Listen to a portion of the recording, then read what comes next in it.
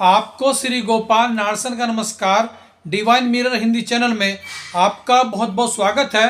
आइए जान लेते हैं आज की कुछ खास चर्चित खबरें। गुजरात में जहां भूपेंद्र पटेल के ही नेतृत्व में पुनः भाजपा की सरकार बनने जा रही है, जिसमें चुनाव जीत कर आए नए चेहरों को कैबिनेट में जगह मिलने की उम्मीद है, वहीं हिमाचल में बन रही कांग्रेस सरकार का मुख्यमंत्री कौन होगा, यह देर रात तक स्पष्ट हो जाएगा।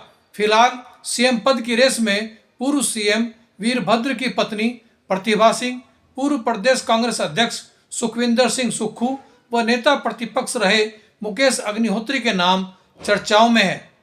बंगाल की खाड़ी के ऊपर बने चक्रवाती तूफान के कल सुबह तक तमिलनाडु व दक्षिण आंध्र प्रदेश के तटीय क्षेत्रों से होकर गुजरने की संभावना है, जिस कारण भारी बारिश के साथ तेज हवाएं चलने की चेतावनी दी गई है। इसी कारण आज जहां स्कूल कॉलेज बंद रहे, वहीं शनिवार को भी प्रभावित क्षेत्रों में अवकाश घोषित किया गया है।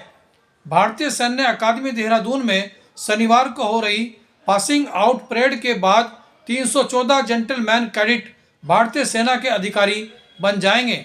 इनमें 50 अधिकारी उत्तर प्रदेश से, 29 अधिकारी उत्तराखंड से बनने जा रहे हैं।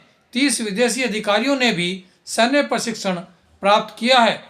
इस परेड के बाद 22 अधिकारी बिहार से, 21 अधिकारी महाराष्ट्र व पंजाब से भी भारतीय सेना का गौरव होंगे।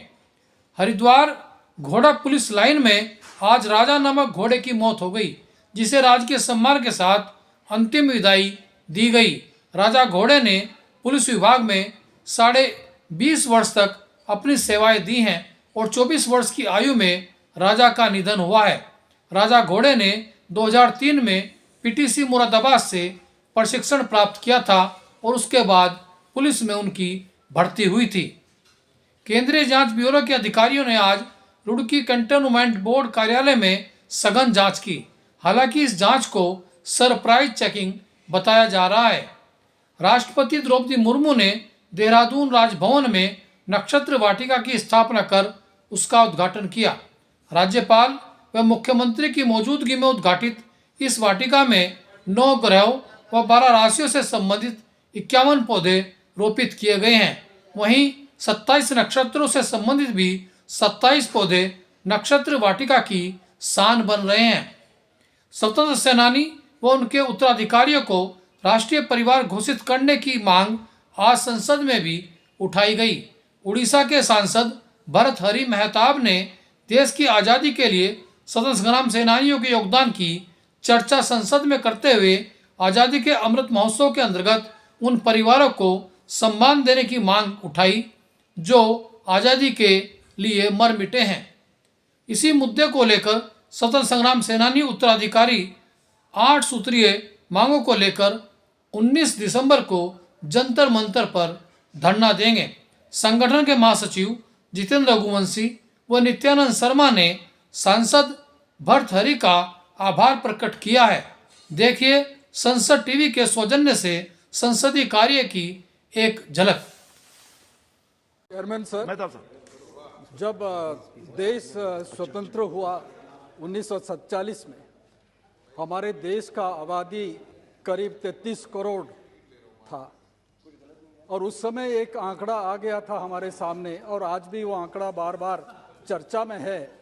वो ये है कि कितने फ्रीडम फाइटर्स हमारे जेल गए और कितने आर्म स्ट्रगल में शामिल हुए, कितने आईएनए में नेताजी के नेतृत्व में हमारे मणिपुर तक कूच किया था। करीब 10 लाख ही थे, 10 लाख ही थे जो फ्रीडम स्ट्रगल में शामिल हुए थे। जब हमारे देश 1972 में इंदिरा जी के ज़माने में सिल्वर जुबली मना रहा था, उस समय ये सारे स्वतंत्रता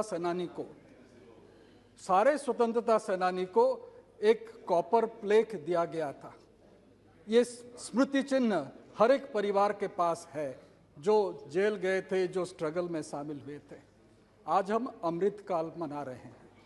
मेरा निवेदन केंद्र सरकार से है कि ये अमृत काल में जितने स्वतंत्रता सेनानी अभी भी जीवित है, उनको तो सम्मान करे, पर उसके साथ सारे स्वतंत्रता सेनानी परिवार को फैमिली ऑफ पेट्रियट्स इस हिसाब से एक आइडेंटिटी भी मिलना चाहिए। मेरा मांग ये है कि जैसे अमेरिका में जो आज से करीब 200 साल पहले 200 कुछ साल पहले वहाँ फ्रीडम स्ट्रगल हुआ था, वॉर ऑफ इंडिपेंडेंस हुआ था, हर एक परिवार को चिन्हित करके उनको फैमिली ऑफ पेट्रियट्स के हिसाब से सनद मिला है। मेरा मांग ये है सरकार से कि ये अमृत काल के समय जी सारे परिवार को जो श्री राम शिरोमणि वर्मा जी में स्वतंत्रता संग्राम में शामिल हुए उन सबको इस तरह का एक family of patriots identity card मिलनी चाहिए।